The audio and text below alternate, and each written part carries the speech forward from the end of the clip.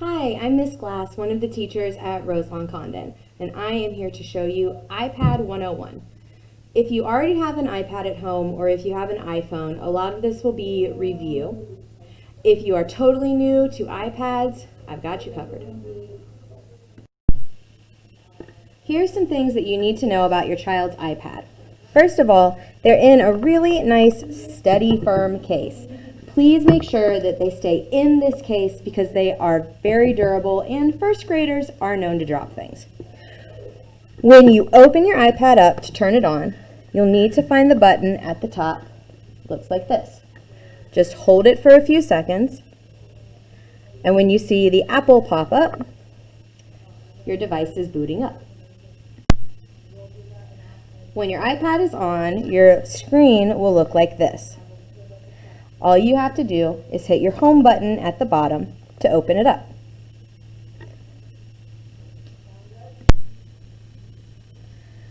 Clever is the app that allows kids to log in to lots of things. When I tap Clever, it's going to ask to scan a badge. To do that, you're going to use the QR code on the folder that your child's teacher gave you. So I'm going to use this Clever badge, and I'm going to hold it up to the camera.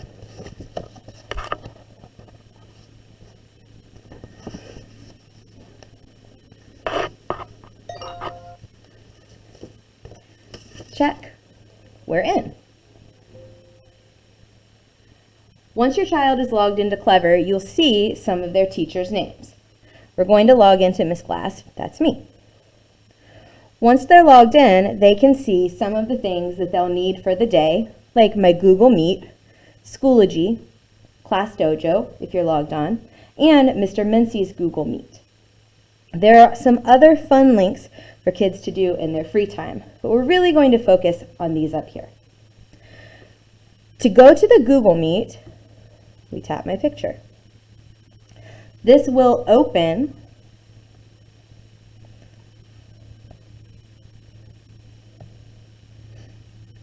your child's Google Meet. This is what we'll be using for live teaching.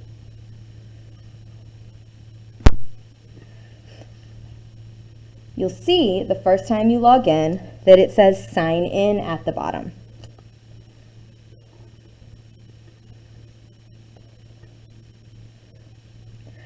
Your child's Google password and email are on your child's folder. I'm going to use an example to log in so that I don't give out any students' passwords. Once you've logged in, you'll see the welcome screen. You'll need to scroll down and accept the terms and conditions. Now, my example is saying your account only lets you join meetings. That's okay. Got it. Now the student is logged in. This means that from here, they can see what their teachers are doing and saying, and their teachers can see them. Right now, you're seeing my document camera. Something very important that we need the kids to know is how to mute their microphones. When we have 20 or 30 kids on a meet, it's hard to hear if we've got everyone's feedback and background noise. So, hitting the microphone turns it off. Now, the student can see and hear their teacher. Everyone can still see them, but no one can hear them. If for some reason your child needs to step away from the iPad, they can turn their video off as well. Now, no one can see them, and no one can hear them. Tapping these turns everything back on. When your child is connected to the Google Meet, they won't only see their own self on the screen. They'll also see their teachers and classmates. Now I've gone back to Clever. I'm going to show you how to log into Schoology. Schoology is where the kids will be completing some of their assignments. I tap on the Schoology icon, and since I'm already logged in to Google, my name is already here. I tap to log in. Schoology takes kids to a home page first, and this will show announcements from all the courses they're enrolled in. Right now, you can see a lot of information from Mr. Vole. What they'll want to do is come up to their courses and find their homeroom or language arts or math or whatever subject that we're working on in the moment. Clicking on the language arts link brings them to their language arts class.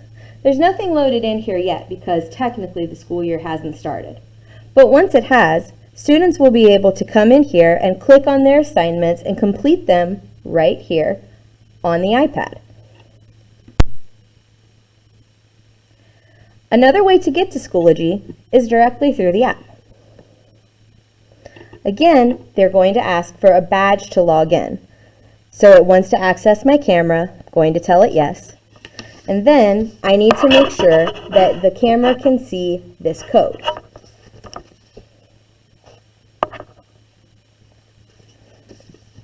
Then we're right back to where we were before. So it's 2 ways to log in to the same place. You can do whatever's easiest for you and your child. The next app that we're going to look at is Epic. Epic is an app that allows kids to read stories on their own or have stories read to them. We have already set up accounts for the kids, so go down to the bottom, have an account, sign in. Sign in as a student.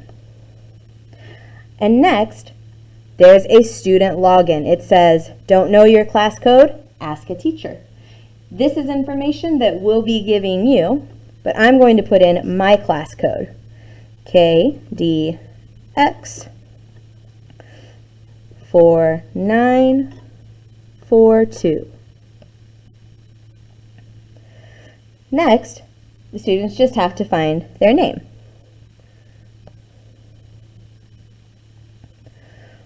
Once they're logged into Epic, they have lots of books that they can choose from. During the year, I might assign books to them, but for right now, they get to pick. Some books say, read to me.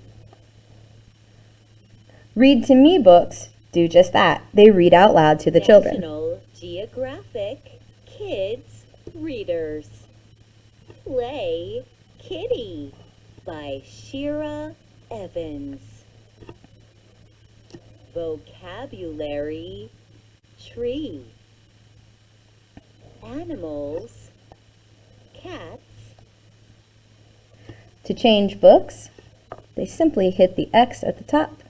Oops. And they're back.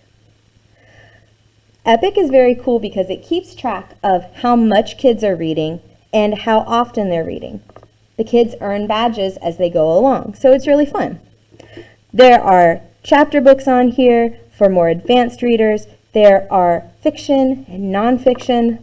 This one was a favorite last year. And kids can turn the pages on their own. If they can already read, they don't need to have it read to them. That's okay. What I love about Epic is it has a lot of variety. Life under.